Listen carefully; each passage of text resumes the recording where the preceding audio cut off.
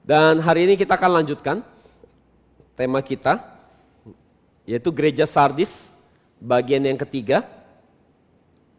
Saudara, di sesi sebelumnya, saudara, kita sudah belajar di bagian kedua bahwa Gereja Sardis, mereka mendapat teguran dari Yesus. Yesus katakan bahwa mereka ada gereja yang mati. Dan kita masih ingat ciri-ciri orang mati, ada 4, apa aja? Mereka tidak bergerak, masih ingat? Dingin, ya. Yang kedua dingin, yang ketiga? Bau, betul sekali Ibu, bau. Dan terakhir yang keempat? Tidak dapat berbicara, puji Tuhan. Aduh, lega sekali saya. Lega sekali, berarti saudara dengar ya. Oke saudara, jadi saudara, hari ini kita akan mempelajari ya, perintah Yesus buat gereja Sardis. Jadi saudara, bagi mata dunia, gereja Sardis ini gereja yang sangat kaya. Mereka gereja yang kaya, gereja yang sangat besar, jemaatnya banyak. Tetapi saudara, di mata Yesus, gereja ini adalah gereja yang mati. Maka perintah Yesus yang akan kita pelajari sekarang ini, kita bisa mengerti Yesus kasih perintah ini tujuannya adalah untuk apa? Untuk memindahkan mereka dari kondisi tempat yang mati, dipindahkan ke tempat kondisi yang hidup. Dari tempat orang mati, dipindahkan ke tempat orang hidup. Maka saudara, jika kita ingin jadi orang-orang yang dari kondisi mati secara rohani, dan untuk kita pindah ke dalam kondisi rohani yang hidup, kita harus perhatikan perintah Yesus ini. Jadi ada 3 perintah Yesus, ya kan kita lihat sebagai ini adalah langkah-langkah cara pindah dari tempat orang mati ke tempat orang hidup. Yang pertama, Wahyu 3 ayat 2 katakan bangunlah. Jadi yang pertama apa? Bangunlah. Kata bangun dalam bahasa Yunani adalah gregoreo, yang artinya terbangun di malam hari. Terbangun di malam hari. So pernah terbangun di malam hari? Biasa kalau udah umurnya udah 50 ke atas suka terbangun di malam hari. Ya, pengen pipis soalnya. ya. Tapi bukan itu maksudnya di sini. Ini bicara hal rohani. Jadi ini arti dalam arti Yunani artinya terbangun di malam hari, terjaga atau waspada. Jadi di malam hari kita suka tidur, tapi di sini kita diingatkan untuk terbangun, tersadar, berjaga-jaga, waspada. Tapi ini bukan arti lahiriah untuk bangun secara lahiriah, tetapi ini bicara apa? Terbangun dari apa? Tidur rohani, terbangun dari tidur rohani. Jadi meski gereja Sardis begitu luar biasa aktif melakukan banyak pencapaian yang luar biasa di mata dunia, ya sepertinya ini gereja yang sangat berkembang, sangat luar biasa dan dikagumi oleh mata dunia. Ternyata keadaan rohani gereja Sardis dalam keadaan sedang tertidur. Jadi saudara, jadi sekarang kita ngelihat bagaimana caranya supaya kita bisa terbangun dari tidur rohani kita. Melalui apa supaya kita bisa terbangun dari tidur rohani kita? Jawabannya adalah melalui doa. Katakan doa. Hari Senin kemarin kita praktek doa. Ya. Sayang sekali beberapa sahabat tidak hadir. Dan waktu kita praktek doa, nyembah sama saya, ngalamin Tuhan sama-sama saya, luar biasa. Ini lewat Zoom, bukan hadir di onsite. Teman-teman ada di Magelang, ya, terus kemudian di Bandung, ya, yang ada di Cakung, paling dekat, tapi tetap jauh kalau dari sini. Meskipun lewat online, saudara, hadirat Tuhan kuat sekali. Dan semua cerita bagaimana bahwa lawatan seperti ini udah lama mereka gak alamin di gereja. Udah lama, bahkan mereka datang gereja mereka gak ngalamin ini. Tapi kemarin mereka ngalamin itu lawatan Tuhan yang begitu luar biasa. Mereka ngalamin jamaah Tuhan luar biasa. Jadi saudara, lewat kita ngalamin doa, waktu kita praktek doa, rohani kita yang lagi mau tidur itu jadi terbangun. Jadi saudara, Lukas 21:36 katakan, berjaga-jagalah senantiasa sambil berdoa, supaya kamu beroleh kekuatan untuk luput dari semua yang akan terjadi, dan supaya kamu tahan berdiri di hadapan anak manusia. Jadi melalui apa kita bisa terbangun? Doa. Jadi kalau rohani kita lagi kayaknya udah mau mati, segera kita berdoa. Jadi saudara, kita bisa tertidur secara rohani. Misalnya apa? Kita bisa tertidur secara rohani, kita gak haus lagi sama firman. Kita gak suka lagi sama hal-hal rohani. Karena kita ngalamin banyak masalah dalam hidup kita. Sehingga kita merasa kecewa sama Tuhan. Kita merasa Tuhan ada atau enggak. Kita jadi gak mau melayani Tuhan lagi. Atau bisa juga karena setan begitu giat menghantam hidup kita dari kiri dan kanan. Sehingga kita mengalami kelelahan secara rohani. Dan kita menjadi lemah. Akan tetapi waktu kita berdoa, kita melakukan peperangan rohani lagi, kita bisa terbangun dari tidur kita secara rohani. Jadi mari hari ini saudara, mari kita memulai lagi kehidupan doa kita. Amin. Jadi saudara, apa akibatnya jika rohani kita dalam keadaan tidur? Apa bahayanya kalau rohani kita tertidur? Wahyu 3 ayat 3 katakan gini, jikalau engkau tidak berjaga-jaga, aku akan datang seperti apa? Pencuri. Dan engkau tidak tahu pada waktu manakah aku tiba-tiba datang kepadamu. Jadi bahaya sekali kalau Tuhan Yesus datang kedua kali, kondisi kita sedang dalam keadaan tidur secara rohani. Maka Yesus datang, dia akan membawa dua hal. Dia akan membawa upah buat orang yang sungguh-sungguh menjaga imannya dengan baik. Dan juga membawa penghakiman buat orang yang tidak menjaga imannya dengan baik. Dalam arti sedang tertidur. Nah celakanya adalah kita gak pernah tahu Yesus kapan datang. Betul gak? Pencuri gak pernah datang, janjian dulu sama kita. Bikin appointment. Nanti ya saya akan datang sekitar jam 12 malam lewat 5 menit. Saya datang, jadi kamu siap-siap. Gak ada. Kita tiba-tiba taunya pencuri udah bobor rumah kita, udah ngerampok semua. Jadi seperti itu keadaan Yesus datang. Dia akan datang di saat gak ada yang tahu. Jadi untuk supaya waktu Yesus datang, jangan sampai iman kita dalam iman yang tidur, apa yang harus kita lakukan? Kita harus apa? Terbangun. Kita harus punya iman yang terbangun. Gak boleh tertidur. Kalau tidak kita akan mengalami menerima penghakiman. Wahyu 16 ayat 15 dikatakan, lihatlah aku datang seperti pencuri, berbahagialah dia yang berjaga-jaga dan yang memperhatikan pakaiannya supaya ia jangan berjalan dengan telanjang dan jangan kelihatan kemaluannya. Jadi hari ini mari kita punya iman yang senantiasa untuk berjaga-jaga. Maka yang paling penting kita harus punya iman yang senantiasa apa? Berjaga-jaga, waspada, dan terbangun. Sekali lagi, yang paling penting kita harus punya iman seperti apa? Iman yang berjaga-jaga, waspada, dan terbangun. Artinya kita harus selalu alert, selalu waspada buat keadaan rohani kita. Apakah rohani saya sedang lagi tidur atau enggak? Kalau saudara tanya kepada diri saudara hari ini, apakah rohani saudara sedang terbangun atau tidak? Sederhana sih jawabnya. Masih baca Alkitab enggak? Masih doa enggak? Masih hidup dalam penyembahan enggak? Masih enggak? Kalau sudah enggak, nah jangan-jangan sekarang dalam kondisi bahaya. Sedang mau tidur pelan-pelan. Rohani sedang mau tidur pelan-pelan. Masih pelayanan enggak? Masih senang gak melayani Tuhan? Masih senang gak menginjil? Masih gak itu? Kalau rasanya udah gak ada selera, itu hati-hati. Itu indikasi rohani kita sedang mau tidur. Yang kedua, perintah Yesus adalah katakan bahwa kuatkanlah. Wahyu 3:2 dikatakan, kuatkanlah apa yang masih tinggal yang sudah hampir mati. Jadi saudara, ternyata gereja Sardis ada hal baik yang masih tinggal, akan tetapi hal-hal baik itu seperti lilin yang sudah mau habis mati. Sehingga Tuhan suruh apa yang masih ada yang baik, yang bagus, itu diperkuat lagi. Jadi saudara, memang mereka punya hal yang baik, tapi hal yang baik ini pelan-pelan sedang MPP, mati pelan-pelan. Jadi apa yang tersisa, apa yang baik ini, Tuhan katakan untuk mereka perkuat lagi. Dan kalau kita lihat di Wahyu 3:2 pun dikatakan, dilanjutkan kita lihat, sebab tidak ada satupun dari pekerjaanmu aku dapati sempurna di hadapan Allahku. Jadi minggu lalu kita udah singgung bahwa mereka memang bekerja, aktif bekerja dan melayani Tuhan. Akan tetapi ternyata pekerjaan yang mereka lakukan saudara, tidak sesuai dengan apa? Apa yang Tuhan harapkan.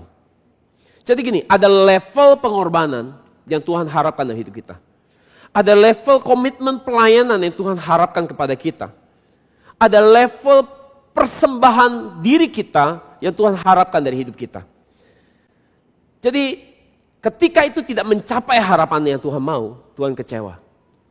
Maka Tuhan katakan tidak sempurna. Dan kata sempurna di sini kalau saya lihat dalam bahasa Yunani adalah pleroo, artinya mengisi, memenuhi, melengkapi. Maksudnya apa? Maksudnya adalah memenuhi, mengisi sampai benar-benar penuh dengan sempurna. Jadi perhatikan baik-baik. Setiap orang, setiap kita ada standar tertentu yang Tuhan harapkan dari kita. ada sejumlah pekerjaan yang Tuhan mau untuk kita lakukan. Ada sejumlah persembahan yang Tuhan tuntut dari kita untuk kita beri buat Tuhan. Misalnya gini, setiap orang Tuhan tuntut melakukan pekerjaan pelayanan persembahan sesuai dengan level dan standar kepercayaan Tuhan beri buat dia. Kan setiap orang beda-beda. Bagi orang yang diberi banyak, Tuhan akan tuntut banyak. Saya ngerti maksud saya? Jadi gini, ada takaran yang saudara harus penuhi. Dan kalau itu saudara penuhi, baru Tuhan akan berkenan. Saya mengerti maksud saya? Jika pekerjaan dan pelayanan dan persembahan kita tidak memenuhi standar level takaran yang Tuhan mau, maka Tuhan akan anggap pekerjaan kita tidak sempurna. Jadi saudara hari ini mungkin asal melayani Tuhan. Saudara memberikan persembahan yang begitu banyak buat Tuhan. Uang saudara beri buat Tuhan begitu banyak. Saudara berkorban begitu banyak buat Tuhan. Dan saudara mulai bandingkan diri saudara sama orang lain. Dan saudara mungkin menjadi sedih, kok kenapa saya banyak berkorban di gereja ini? Kok lebih banyak saya harus berkorban dibanding orang lain? Orang lain asik-asik saja. Kemungkinan cuma dua. Satu, orang lain ini tidak peka, tidak peduli sama apa yang Tuhan mau untuk dia lakukan. Atau kedua, jangan-jangan memang saudara sangat dipercaya sama Tuhan. Tuhan tuh percaya banget sama saudara. Sehingga dia mau kasih banyak kepercayaan. Karena dia tahu kalau dikasih sama saudara, saudara akan lakukan tugasnya dengan baik. Betul gak? Saudara yang pengusaha di sini, businessman. Saudara kalau punya karyawan satu tiap kali dikasih tugas gak pernah nyelesain tugasnya dengan baik. Yang satu selalu menyelesaikan tugas dengan luar biasa. Bahkan lebih baik daripada yang diberikan tugas itu. Kita minta dia lakukan 10, dia lakukan 15. Ada satu dikali minta lakukan 10, dia cuma lakukan 5. 5 dia gak kerjain. Kira-kira saudara banyak kasih tugasnya ke siapa? Yang dikasih 10 lakukan 15. Demikian Tuhan lihat hidup kita. Ketika saudara merasa capek sekali bekerja begitu banyak buat Tuhan. Dan kemudian saudara merasa kayak, aduh, kayak kok cuma saya yang bayar harga di tempat ini. Saudara jangan-jangan. Mungkin saudara orang yang Tuhan lihat, Tuhan percaya sekali sama saudara. Karena ketika Tuhan kasih apapun sama saudara, saudara melakukannya dengan excellent. Saudara melakukannya dengan luar biasa. Jadi saudara bersyukurlah buat itu. Itu tandanya saudara orang yang dipercaya sama Tuhan. Jadi saudara ingat, setiap orang ada takaran yang Tuhan minta. Jadi saudara juga jangan berkata kayaknya saya merasa saya udah lakukan banyak buat Tuhan. Saudara, takaran itu bukan perasaan saudara. Saya merasa udah beri banyak persembahan buat Tuhan. Saya merasa udah banyak berkorban waktu buat Tuhan. Saudara, takarannya itu bukan diri saudara. Takarannya itu harus Tuhan sendiri. Dan kalau saya peka, saya jeli. Sebenarnya saya tahu kok. Hati nurani saya tahu kok. Apa yang harus saudara lakukan buat Tuhan. Jadi saudara, kita harus tahu bahwa hari ini. Kalau kita mau dikatakan Tuhan kita udah bekerja dengan sempurna. Kita harus melakukan pekerjaan kita sesuai dengan talenta, kapasitas, kepercayaan, uang dipercayakan, talenta yang dipercayakan, karunia diberikan untuk kita melakukan persis seperti yang Tuhan harap. Amin. Amin. Amin. Amin. Jadi kita jangan jadi gereja Sardis ya. Mereka ternyata belum memenuhi harapan atau level takaran yang Tuhan mau mereka lakukan. Yang ketiga, perintah Yesus adalah bertobatlah. Bertobatlah. Wahyu 3:3 katakan demikian. Tetapi kalau saya lihat, Wahyu 3:3 kita baca, karena itu ingatlah bagaimana engkau telah menerima dan mendengarnya, turutilah, terjemahan lain sebenarnya jagalah dan bertobatlah. Jadi ada perhatikan yang saya kasih warna kuning, ada 3 kata kerja yang penting. Yang pertama apa? Ingatlah, turutilah atau kita bisa ganti jagalah, dan yang ketiga adalah bertobatlah. 3 kata ini bentuknya adalah imperatif aktif. Imperatif aktif adalah sebuah bentuk kata, bentuk perintah, peringatan atau instruksi. Jadi ini instruksi. Instruksi apa? Ingat, jaga, bertobat. Ingat, jaga, bertobat. Ingat, jaga, bertobat. Jadi saudara, sekarang kita lihat. Ingatlah yang pertama, ingatlah. Apa maksudnya? Maksudnya saudara, kita harus mengingat bagaimana sikap hati kita pada saat pertama kali menerima firman yang murni ini. Menerima firman Tuhan. Gimana sikap hati saudara pertama kali? Waktu dengar penyingkapan. Wow ya. Wow. Benar gak? Saudara begitu kagum sama penyingkapan dari hari penciptaan itu sangat wow. Kita wow banget. Saudara masih ingat bagaimana saudara merespon terhadap firman ini pertama kali? Bagaimana saudara jatuh cinta di waktu saudara harus kerja, saudara kayaknya malas banget pergi kerja. Saudara pengen baca Alkitab, selidiki Alkitab lebih banyak lagi. Saudara rasanya begitu mencintai bersemangat-semangat sekali buat firman ini. Saya masih ingat waktu pertama kali saya terima firman ini. Pertama kali saya ingat sekali. Saudara, segitu saya haus lihat firman ini saudara. Saya tuh kerja dari Senin sampai hari Jumat doang sebenarnya. Nah kebenaran saya bisnis sendiri, jadi saya bisa atur waktu saya dengan leluasa. Saya kerja tuh sebenarnya dari Senin sampai Jumat. Oke? Tapi saking saya bersemangat terima firman ini, kelas Bible study-nya itu hari biasa dan di jam kerja. Jadi saudara, setiap 1 minggu saya akan 2 hari bolos, nggak masuk kantor. Nggak apa-apa dong, kan saya bos ya. Bebas dong. Ya, di sini ada staff saya Yuni, dia tahu persis kan, dulu kan Yun. Ya, masuk kerja cuma 3 hari berarti. Kalau 5 hari saya masuk kerja cuma 2 hari artinya. Masuk kerja cuma 3 hari. Berarti 40% dari waktu saya ini saya pakai buat Bible study. Dan saya belajar dari pagi sampai sore. Sesinya dari pagi sih, sesinya dari jam 9 sih sampai jam 12 sih saudara. Tapi saya nggak mau pulang. Saya spend waktu saya ngobrol banyak sama guru saya yang ngajarin saya firman ini. Saya korek terus, saya belajar terus dari pagi sampai malam kadang sampai sore. Setiap hari. Dan puji Tuhan sampai hari ini semangat saya pun tidak berubah. Saya tetap mencintai firman ini, penyingkapan Alkitab. Jadi saudara mari, jangan-jangan dulu kita begitu bersemangat. Tapi akhirnya berjalan waktu semangat kita makin pudar. Yang kedua, itu adalah jagalah, jagalah. Jagalah dalam bahasa Yunani ada tereo. Artinya menjaga, mengawasi, mengamati. Jadi setelah kita terima firman yang berharga, kita harus terus jaga, kita harus lindungi. Jangan sampai dia lepas dari hidup kita. Jangan sampai dia hilang dari hidup kita. Dan bentuk kata yang dipakai di sini juga sama. Present, imperatif, aktif. Present, imperatif, aktif. Artinya kita harus terus present kan dia present. Kita harus terus jagain terus. Jangan sampai itu hilang. Kita harus jagain terus sampai itu benar-benar jadi punya kita.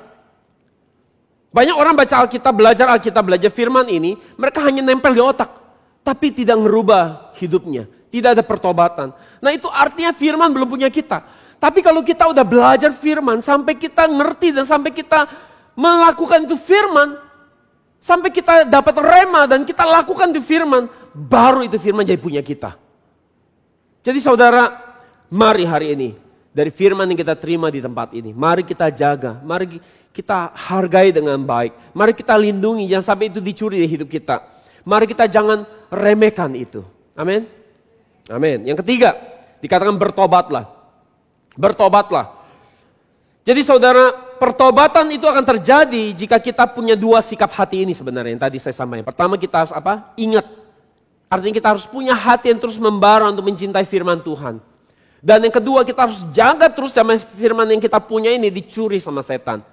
Maka ada harapan kita bisa bertobat. Jadi pertama kita harus punya hati membara terus pada firman Tuhan. Kita harus jaga terus, kita lindungi sampai itu jadi punya kita. Seperti kita jagain harta karun yang berharga. Maka ada harapan besar buat kita. Kita bisa menjalani hidup yang tersadar dari dosa dan bertobat. Dan kalau kita bisa lakukan 3 perintah Yesus ini. Maka ada 4 berkat. Maka ini janji Yesus, poin yang keempat. Janji Yesus. Ada 4 berkat bagi kita yang menang. Yang pertama, kita akan berjalan bersama Yesus. Minggu lalu sempat saya singgung ini sedikit. Dari Wahyu 3 ayat 4 dikatakan, mereka akan berjalan dengan aku dalam pakaian putih. Jadi saudara, kata berjalan di sini dalam bahasa Yunani adalah peripateo. Artinya berjalan bersama atau menghabiskan waktu bersama-sama. Jadi hanya mereka yang pakai pakaian putih, artinya mereka yang hidup kudus, dapat berjalan bersama Tuhan Yesus dan Allah Bapa. Tadi malam saya baca buku banyak statement tentang bahwa hidup kudus itu begitu penting saudara. Begitu penting. Orang yang berkenan di mata Tuhan adalah hidup kudus. Jadi bukan berarti kita selamat terus kita boleh hidup suka-suka. Ternyata orang yang bisa berdiri sama Tuhan muka dengan muka itu harus orang hidupnya kudus. Karena Tuhan itu kudus hakikatnya, maka kita harus kudus. Jadi pakaian putih ini artinya kita harus hidup kudus. Maka baru kita bisa berdiri hadapan dengan Tuhan, muka dengan muka. Pertama Musa bisa bertemu Tuhan, karena dia kudus. Dia menjalani hidup yang kudus. Maka dia bisa berdiri muka dengan Tuhan. Jadi saudara, kalau kita tidak mencemari pakaian putih kita, baik dengan perkataan, perbuatan, dan pikiran, maka kita akan terus memakai pakaian putih. Tapi pakaian putih kita ini bisa cemar dengan apa? Perkataan kita, perbuatan kita. Kita bisa bicara ceroboh, betul? Bicara ceroboh itu seperti apa? Tiba-tiba kita lagi apa-apa, aduh mati. Nah itu kan. Aduh. Nah, kata-kata ceroboh, istilahnya. Kita kadang-kadang suka keceplosan lupa itu kan. Ya kan, tanpa sadar. Itu adalah sesuatu yang ceroboh. Atau kadang-kadang kita bisa mencemari pakaian kita dengan apa? Ngomong sama orang ini begini, kita ngaduin orang ini begini, diadu orang yang berantem gara-gara kita. Nah itu juga kita mencemari pakaian kita. Kita gosipin orang, itu juga bikin pakaian kita cemar, saudara. Kita berkata-kata kasar, merendahkan orang, melukai perasaan orang, itu juga mencemari pakaian kita. Jadi saudara, perkataan kita harus perkataan membangun, memberikan damai sejahtera di hati orang lain, membawakan berkat buat orang lain. Jadi kalau pakaian kita cemar, kita nggak bisa jalan sama Yesus. Nah, bagaimana kita bisa berjalan bersama Yesus? Saya mau tahu bagaimana jalan sama Yesus. Yang pertama, saya harus terikat jadi satu dengan Yesus. Katakan terikat dengan Yesus. Terikat jadi satu dengan Yesus. Jadi saudara, Wahyu 14:4 katakan bahwa apa? Mereka adalah orang-orang yang tidak mencemarkan dirinya dengan perempuan-perempuan. Karena mereka murni. Lihat, murni. Sama seperti perawan. Mereka adalah orang-orang yang mengikuti anak domba itu kemana saja ia pergi. Jadi saudara, mengikuti anak domba itu kemana saja dia pergi. Artinya kita orang ini adalah orang yang terikat terus kemana Yesus pergi dia ikut pergi. Yesus ke kiri dia ke kiri. Yesus ke kanan dia pun ikut pergi ke kanan. Artinya ini adalah orang yang hidupnya hanya melakukan apa yang Tuhan perintahkan. Dia tidak melakukan apapun atas kemauannya sendiri. Dia bukan melakukan sesuatu bukan atas selera dia, kesenangan dia. Tapi dia melakukan apa Yesus perintahkan. Yesus bilang lakukan A, dia lakukan A. Yesus bilang lakukan B, dia tidak lakukan A, tapi dia tetap lakukan B. Ini adalah orang yang terikat kepada Yesus. Dia hanya submit kepada apa yang Yesus perintahkan. Yang kedua adalah menjadi satu hati, satu pikiran, satu tujuan dengan Yesus. Katakan satu hati, satu pikiran, satu tujuan. Yes, menjadi satu hati, satu pikiran, dan satu tujuan dengan Yesus. Jadi jika kita mau jadi satu hati, satu pikiran, satu tujuan dengan Yesus, pertama-tama saudara, apa yang harus kita lakukan? Kita harus buang semua agenda pribadi kita. Kita harus buang semua impian pribadi kita. Semua impian pribadi kita harus gugur demi yang namanya supaya bisa satu hati, satu pikiran, satu tujuan dengan Yesus. Hidup yang kita jalani bukan lagi bicara mengejar ambisi pribadi kita sendiri, bukan lagi membangun kerajaan kita sendiri, tetapi membangun kerajaan Allah. Sepenuhnya apa yang kita lakukan hanya melakukan apa yang menjadi agenda Allah. Saudara pernah udah bikin jadwal yang begitu bagus, rapi, liburan? Misalnya saudara punya jadwal liburan, mau kesini, nanti sampai di kota ini saudara mau kesini. Dan kemudian pasangan saudara tiba-tiba mengobrak-abrik agenda itu. Karena dia mungkin tidak senang sama agenda ini, jadwal ini. Saudara senang gak? Pasti gak senang. Ya, karena saudara siapinnya cukup lama. Pasti gak senang. Tapi mungkin saja kalau saudara karena saudara lebih mengasihi pasangan saudara melebihi diri saudara sendiri, saudara mau mengikuti agenda itu. Karena kasih saudara. Jadi saudara, semakin pula kita. Kalau kita mau satu hati, satu pikiran, satu tujuan dengan Yesus, kita harus buang ambisi pribadi kita. Agenda pribadi kita. Hanya melakukan apa yang menjadi agenda Yesus. Yohanes 17 ayat 21 dikatakan, supaya mereka menjadi satu sama seperti engkau ya Bapa di dalam aku dan aku di dalam engkau. Agar mereka, di sini mereka bicara murid-murid Yesus. Itu juga bisa bicara kita ya hari ini. Supaya dunia percaya bahwa engkau lah yang telah mengutus aku. Jadi saudara, Yesus dia selalu hidup jadi satu dengan Allah Bapa. Dia tidak pernah melakukan apapun atas inisiatif pribadinya, atas keinginan dirinya sendiri. Dia hanya melakukan apa yang Allah Bapa perintahkan. Artinya Yesus telah menjadi satu hati, satu pikiran, satu tujuan dengan Allah Bapa. So bisa bayangkan betapa indahnya kerohanian kita kalau setiap hari kita bisa satu hati, satu pikiran, satu tujuan sama Yesus. Membayangkannya aja udah luar biasa sebenarnya. So ngerti gak sih maksudnya? Jadi setiap hari Yesus sama saudara itu lengket banget. Kemanapun saudara pergi, Yesus ada. Saudara pergi ke pasar, Yesusnya ada. Saudara pergi kerja, Yesusnya pun bersama saudara di tempat kantor saudara. Saudara ketemu orang, Yesusnya pun ada bersama saudara. Betapa indahnya menjalani hidup seperti itu, amin. Apakah kalau sudah begitu, Yesusnya begitu nyata, ada ketakutan, ada kekhawatiran? Enggak ada. Jadi kenapa masih ada kekhawatiran? Kenapa kita masih takut? Kenapa? Karena belum jadi satu. Pikiran kita jalan sendiri. Padahal kalau kita ada sama Yesus, mungkin Yesus akan bicara sesuatu yang menenangkan hati kita lewat masalah kita. Tapi pikiran kita mikir, bagaimana bisa saya sembuh? Bagaimana saya bisa lewati masalah ini? Pikiran kita. Jadi artinya belum satu pikiran. Yang ketiga adalah berjalan bersama Yesus menjadi ada dengan cara apa? Serupa dengan Yesus.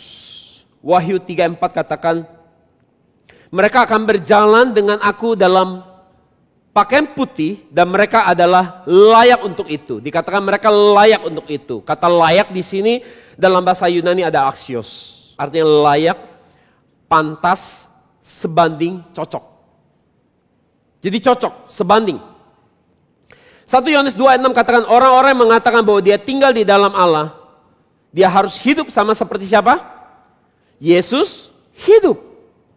Kalau saudara bilang saudara pengikut Yesus, saudara memiliki Yesus dalam hidup saudara, saudara harus hidup sama seperti siapa? Seperti saya? Tidak. Seperti papa mama? Tidak. Seperti orang yang saudara kagumi? Tidak. Saudara harus hidup sama seperti siapa?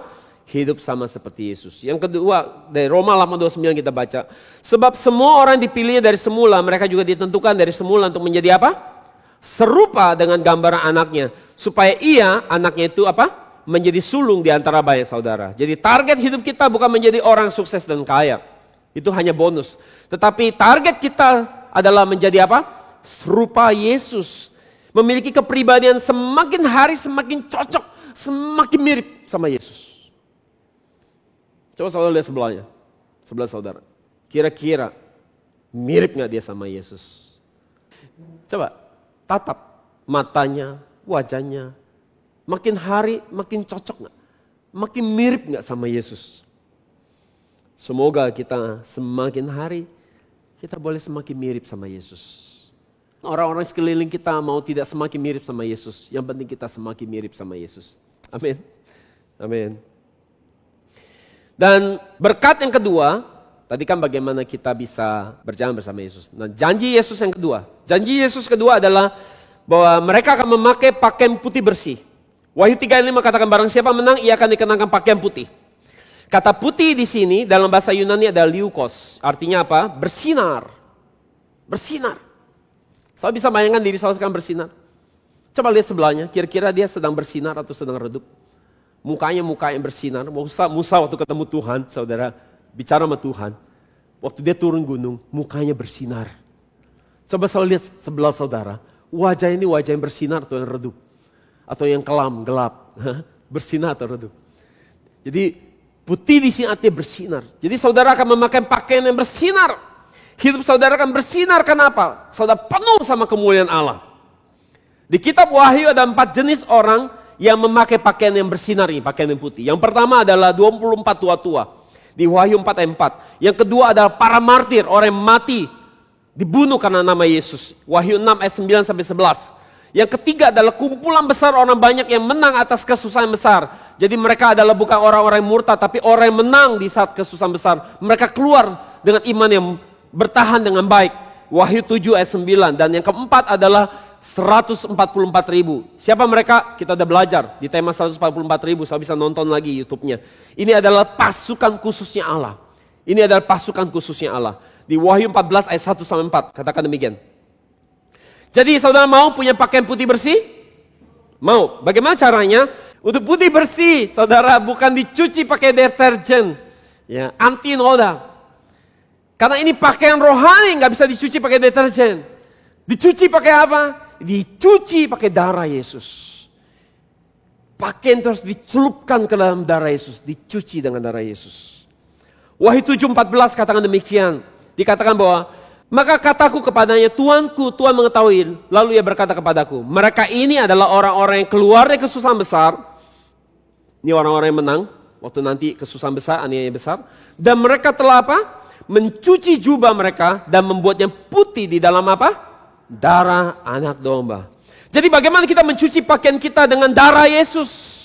Darahnya udah kering karena darah Yesus ditumpahkan 2000 tahun yang lalu. Tapi kita belajar firman, kita tahu bahwa darah Yesus adalah gambaran dari firman Yesus. Jadi bagaimana mencuci hidup kita yang kotor ini supaya bersih? Bukan dengan deterjen. Bukan dengan darah Yesus secara lahiriah karena darah itu udah kering. Tapi itu darah bicara firman. Jadi bagaimana kita cuci hidup kita supaya bersih dan kudus? Kita harus cuci pakai firman Tuhan. Amin. Dan berkat yang ketiga, nama kita tidak akan dihapus dari kitab kehidupan. Nama kita tidak akan dihapus dari kitab kehidupan. Wahyu 3 ayat 5 dikatakan, barang siapa menang, jadi hanya menang yang namanya gak dihapus, ia akan dikenakan pakaian putih yang demikian tadi, itu berkatnya. Aku tidak akan menghapus namanya dari kitab kehidupan. Jadi menghapus di sini dalam bahasa Yunani adalah exalevo. Exalevo. Artinya apa? Artinya menghapus, memusnahkan, membatalkan. Jadi soal gini, kita pasti berpikir begini. Yang nama kita dihapus dari kitab kehidupan, kita membayangkan seperti buku yang ditulis dengan tinta. Ya. Dan kemudian setelah 100 tahun, biasanya makin lama tulisannya makin pudar. Ya, makin pudar. Luntur tintanya. Jadi kita pikir seperti itu. Tetapi kenyataannya saudara, dari kata ini ternyata tidak seperti itu. Bahwa ketika kita kalah dalam pertandingan iman, ketika kita murtad, iman kita gugur nanti di hari kesusahan besar, yang terjadi itu langsung saat itu juga nama kita dihapus hilang sampai nggak ada jejak. Hilang begitu saja di kitab kehidupan. Bukannya pudar sama-sama. Kalau saudara hidup yang gak benar, gak mau bertobat, itu lama-lama dia pudar baru hilang. Enggak. Kalau saudara tidak mau sungguh-sungguh bertobat, langsung dihapus sampai tidak ada lagi kelihatan. Hilang begitu saja. Nah kata exalevo ini kita bisa temukan juga tentang bagaimana Tuhan menghapus dosa kita. Itu kata yang dipakai. Di Kisah Rasul 3 ayat 19 dikatakan, karena itu sadarlah dan bertobatlah supaya dosamu dihapuskan. Kolose 2:14 katakan dengan menghapuskan surat hutang yang oleh ketentuan-ketentuan hukum mendakwa dan mengancam kita, dan itu ditiadakan dengan memakukan pada kayu salib. Kata menghapuskan di sini sama, exalevo. Jadi apakah Tuhan menghapus dosa semua orang? Kenyataannya tidak. Sekali lagi, apakah Tuhan menghapus dosa semua orang? Kenyataannya tidak. Tidak semua dosa dihapuskan. Siapa yang dosa yang dihapuskan? Hanya mereka yang berpakaian putih bersih, hidup kudus, dan berjalan bersama Yesus. Hanya mereka yang berjalan bersama Yesus, terikat jadi satu dengan Yesus, satu hati, satu pikiran, satu tujuan dengan Yesus. Mereka yang sudah mengalahkan egonya, hawa nafsunya, dan menang atas daya tarik dunia ini. Mereka yang menjalani hidup serupa dengan Yesus, merekalah yang akan dihapus dosanya, dan merekalah yang namanya tidak dihapuskan dari kitab kehidupan. Dikatakan bahwa Tuhan akan menghapus surat hutang dan mereka dibebaskan dari dakwaan atas hukum Taurat atas mereka. Apa artinya? Apa artinya di sini? Jadi artinya adalah meski mereka dibebaskan dari dakwaan hukum Taurat, itu bukan berarti mereka boleh suka-suka melakukan apapun yang mereka suka-suka sendiri. Tetapi maksud ayat ini adalah bahwa mereka adalah orang-orang yang tidak lagi hidup di bawah kuasa hukum Taurat yang membinasakan. Oleh karena apa? Oleh karena mereka telah menjalani hidup yang kudus. Itu sebabnya hukum Taurat tidak berkuasa atas mereka loh. Saya ngerti maksudnya? Kalau mereka sudah menjalani hidup yang kudus, bagaimana hukum Taurat itu perlu berkuasa atas mereka? Karena mereka sudah melakukan hukum Taurat melalui jalan kekudusan. Akan tetapi memang kita tidak ada satupun yang mampu dengan sempurna melakukan hukum Taurat. Betul gak? Akan tetapi karena kita mengasihi Tuhan, kita rindu melakukan hukum-hukumnya. Karena itu yang menyenangkan hatinya. Jadi ketika kita melakukan hukumnya, itu karena kasih kita kepada Dia. Bukan karena takut akan hukuman. Sekali lagi, ketika kita melakukan hukumnya, itu karena kasih, bukan karena takut karena hukuman. Jadi di sini artinya, ketika kita melakukan hukum menjadi hidup yang kudus, titik beratnya bukan kepada sempurna, karena kita tidak ada yang sempurna. Tapi titik beratnya adalah kepada sikap hati kita, kerinduan kita untuk mau melakukan itu. Saya mengerti maksud saya? Bahwa hati kita condong mau melakukan hukum itu. Kenapa? Karena kasih. Karena kita mengasihi. Dan oleh karena kita kapan saja nama kita bisa dihapus, kiranya kita menjadi kehidupan iman yang senantiasa takut dan gentar akan Tuhan. Berkat yang keempat. Berkat yang keempat. Ini yang terakhir. Yesus akan mengakui nama kita di hadapan Allah Bapa dan malaikat. Wahyu 3 ayat 5. Aku akan mengaku namanya di hadapan Bapakku dan di hadapan para malaikatnya. Jadi saya perhatikan baik-baik. Yang terpenting di sini dari firman ini, dari ayat ini, pengakuan itu bukan dari pihak kita. Pengakuan ini harus datang dari Yesus. Kita bisa berkata kepada banyak orang bahwa kita sangat kenal Yesus. Yesus sangat mengasihi kita. Kita bisa bersaksi kepada banyak orang bahwa kita adalah anak yang berkenan. Akan tetapi dari firman ini yang paling penting, saya harus tahu. Bahwa pengakuan itu tidak datang dari kita. Pengakuan yang terakhir itu ada pada pihak Yesus. Itu harus keluar dari mulut Yesus sendiri. Dan bukan dari pengakuan kita sendiri. Jadi jika kita merasa Yesus mungkin akan mengakui nama kita, akan tetapi kenyataan Yesus ternyata tidak mengakui nama kita, maka tamatlah hidup kita. Selesailah sudah. Kalau kita pergi ke istana presiden, dan ketika kita sampai di pintu gerbang, kita mau bertemu presiden, dan kemudian tentara yang menjaga pintu gerbang itu, mereka bertanya, untuk apa kamu datang ke sini? Dan kemudian kita bilang bahwa Bapak Presiden mau bertemu dengan saya. Dan apa yang dilakukan penjaga ini, dia akan telepon ke dalam, dia akan tanya, Bapak Presiden, ini ada orang yang namanya Surdi mau ketemu Bapak Presiden. Dan kalau kemudian Presiden bilang gini, siapa orang itu? Saya nggak kenal, maka tamatlah saya. Saya nggak bisa masuk ke istana Presiden. Tetapi kalau misalnya tentara bertanya, ada orang yang namanya Surdi ini, dan kemudian Presiden berkata bahwa, ya aku undang dia, aku memang undang orang itu. Biarkan dia masuk. Maka saya bisa masuk ke istana Presiden.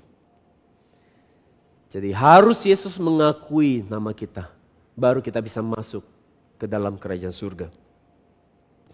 Yesus katakan, aku mengakui kamu di hadapan Allah Bapa maupun di hadapan malaikat, dan itu adalah berkat yang luar biasa. Dan pada akhir zaman nanti ada banyak orang yang merasa bekerja buat Yesus, tapi Yesus tidak mengakui mereka. Sesuai dengan Matius 7, 21, 23. Mereka udah begitu giat melayani Tuhan dari pagi sampai malam, tapi ternyata luar biasa sekali Tuhan bilang gak kenal. Ayat 21, bukan setiap orang yang berseru kepadaku Tuhan, Tuhan akan masuk ke dalam kerajaan surga. Melainkan dia yang melakukan apa? Kehendak Bapakku yang di surga. Pada hari yang terakhir banyak orang akan berseru kepadaku, Tuhan, Tuhan, bukankah kami berbuat demi namamu dan mengusir setan demi namamu dan mengadakan banyak mujizat demi namamu juga? Pada waktu itulah aku akan berterus terang kepada mereka dan berkata, aku tidak pernah mengenal kamu. Enyahlah daripadaku, kamu sekalian pembuat kejahatan. Jadi Yesus katakan bahwa dia tidak kenal orang-orang ini. Tapi mereka menyebut bahwa diri mereka nabi, mereka pelayan Tuhan. Mereka bernubuat bawa nama Yesus. Mereka usir setan pakai nama Yesus. Mereka ngajar firman bawa nama Yesus. Tetapi Yesus bilang, aku tidak mau ngakui nama mereka. Apa yang sedang terjadi di sini? Apa yang sedang terjadi? Minggu lalu saya sudah sampaikan bahwa ternyata apa yang mereka lakukan tidak sesuai dengan apa yang Tuhan mau. Mereka melakukan sesuatu atas keinginan mereka sendiri. Entah mereka melakukan untuk tujuan pujian orang, entah mereka lakukan untuk cari uang, entah mereka lakukan untuk popularitas, untuk membesarkan nama organisasi mereka. Mereka melakukan mujizat, tetapi hidup tetap di dalam dosa. Mereka tetap sombong secara rohani dan penuh dengan keserakan, sehingga Yesus tidak suka dengan mereka. Mereka hanya pakai nama Yesus buat menaikkan pamor diri mereka. Mereka hanya pakai nama Yesus buat cari keuntungan mereka sendiri. Tidak ada Yesus di dalam tindakan mereka. Yang ada di dalam tindakan mereka hanya kepentingan diri mereka sedang mereka perjuangkan. Dan Yesus bilang, aku tahu hatimu bahwa engkau tidak lakukan ini buat aku. Engkau lakukan buat dirimu sendiri. Lukas 13:26-27 katakan, maka kamu akan berkata, kami telah makan dan minum di hadapanmu, dan kau telah mengajar di jalan-jalan kota kami. Tetapi ia akan berkata kepadamu, aku tidak tahu dari mana kamu datang. Nyala dari hadapanku, hai kamu sekalian yang melakukan kejahatan. Mereka bilang, Tuhan, bukan kita suka fellowship, kita suka ngobrol, suka doa, saya suka nyembah kamu Tuhan. Kita kan begitu intim, duduk bareng, ngobrol bareng, tidur bareng. Yesus bilang, sorry ya, aku gak kenal. Siapa kamu? Jadi kalau Tuhan bilang gak kenal, celakalah kita semua. Semoga Tuhan mau ngakuin nama kita di hadapan Allah Bapa dan di hadapan malaikat. Wahyu 3 ayat 5 dikatakan bahwa aku akan mengaku namanya di hadapan Bapakku. Kata mengaku di sini dalam bahasa Yunani adalah homologeo. Itu artinya apa? Mendeklarasikan secara terbuka, secara publik. Mengumumkan, mengakui. Jadi bagaimana supaya kita dapat diakui Yesus di hadapan Allah Bapa dan malaikatnya. Lukas 9:26 kasih tahu kita caranya. Saudara mau diakui namanya? Mau? Ini jawabannya. Kita baca. Kepada orang yang merasa malu karena aku dan perkataanku, anak manusia pun akan malu mengakui orang itu ketika ia datang dalam kemuliaannya dan kemuliaan Bapanya beserta para malaikat kudus. Matius 10 ayat 32 katakan, jadi setiap orang yang mengaku aku di hadapan manusia, aku juga akan mengakuinya di hadapan Bapakku yang di surga. Jadi jika kita mau menerima pengakuan dari Yesus, kita tidak boleh malu mengakui nama Yesus di hadapan orang banyak. Dan kita tidak boleh malu menyaksikan firman-Nya bagi orang banyak. Maka Yesus juga tidak akan malu mengakui kita di hadapan Allah Bapa di surga. Kadang-kadang waktu kita di restoran, karena restorannya begitu ramai sama orang makan. Ya, kita kalau ngomongin bisnis, ngomongin pekerjaan, ngomongin hal-hal lain, kita ngomong karena berisik ramai sekali kita ngomong juga jadi kenceng suaranya. Karena supaya bisa kedengeran. Tapi waktu kita ngomong tentang Yesus, kita ngomong tentang firman, mendadak suara kita kecilin. Itu artinya apa? Kita malu dengan firman Tuhan. Kita malu dengan Yesus. Waktu kita terima telepon dari urusan bisnis, kita ngomong kenceng-kenceng. Tapi ketika kita mau ngijilin orang, terima telepon, ngomong firman, kita ngomong bisik-bisik. Kita malu. Saya bersyukur hari ini pun saya tidak melakukan itu. Biarpun restorannya rame, kalau ngomong firman saya pun ngomong kenceng. Sampai kadang-kadang orang sebelah bisa ikut dengerin saya ngomong. Bagi saya nggak apa-apa, sekalian dia dengar firman. Ya. Jadi kita harus punya iman yang terbuka bagi banyak orang. Kita harus berani mengakui bahwa kita adalah jemaat gereja New Jerusalem. Kita adalah orang yang punya firman. Jangan kita malu-malu, kita harus dengan berani terbuka menyaksikan firman Tuhan ke siapapun. Mau dia orang Kristen atau bukan Kristen, kita harus membagikan berkat firman Tuhan ini dengan terbuka. Siapa tahu orang itu adalah umat pilihan Tuhan. Jadi saudara, meski kita beribadah di gereja yang tidak besar, sound systemnya tidak hebat seperti gereja lain. Tetapi jika kita berani mengakui nama Yesus, berani mengakui firman-Nya, maka kita tidak disebut sebagai gereja yang mati, tapi gereja yang hidup. Amin. Kesimpulan. Mereka yang menang disebut sebagai the remnant, yang tersisa. Siapa mereka? Mereka adalah orang yang bertahan sampai akhir dan tidak menjual pakaian putih mereka kepada setan. Sesuai dengan Wahyu 3:4 dikatakan di Sardis ada beberapa orang yang tidak mencemarkan pakaian. Artinya mereka adalah orang yang tersisa. Jumlah bilangan sedikit. Jadi saudara, maka hari ini kita yang sungguh-sungguh menjaga iman dan bekerja untuk menggenapi kehendak Tuhan atas hidup kita. Kalau kita mau sungguh-sungguh bekerja buat Tuhan, menggenapi kehendak Tuhan atas hidup kita, saya harus tahu bahwa setan dia tidak akan tinggal diam. Dia akan terus menganiaya saudara, mencobai saudara, menjatuhkan saudara, supaya saudara tidak hidup untuk dipakai untuk menggenapi kehendak Tuhan. Jadi saudara, tujuannya setan adalah supaya saudara gugur imannya. Tetapi saudara, asal saudara bisa bertahan sampai akhir, dengan tetap menyaksikan firman Yesus dan mengakui dia secara terbuka di depan banyak orang, saudara akan diakui sebagai orang menang, dan Yesus akan mengakui saudara di hadapan Allah Bapa dan malaikat. Dan nama saudara tidak akan dihapuskan dalam kitab kehidupan, dan saudara akan menerima upah di surga. Amin. Mari kita datang pada Tuhan.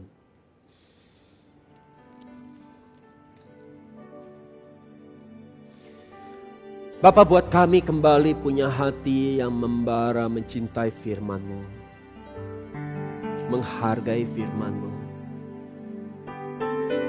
Buat kami jadi orang yang membaca firman-Mu, menyelidiki firman-Mu, tidak membawa pikiran kami sendiri, tapi kami berusaha menemukan pemahaman sesuai dengan pikiran Allah, sehingga kami boleh semakin memahami kedalaman dunia rohani daripada dunia firman Tuhan. Kiranya Kamu menolong kami memperkuat kembali kehidupan doa kami, kehidupan penyembahan kami, kehidupan di dalam firman dalam hidup kami. Mungkin kami sudah tidak mau melakukan semua hal-hal baik ini, dan hal itu sudah makin padam. Tapi lewat firman hari ini kami diingatkan untuk kami kembali memperkuat setiap hal-hal yang sudah hampir mati ini, sehingga kami boleh kembali menjadi orang yang pindah dari dunia orang mati, pindah ke dunia orang hidup.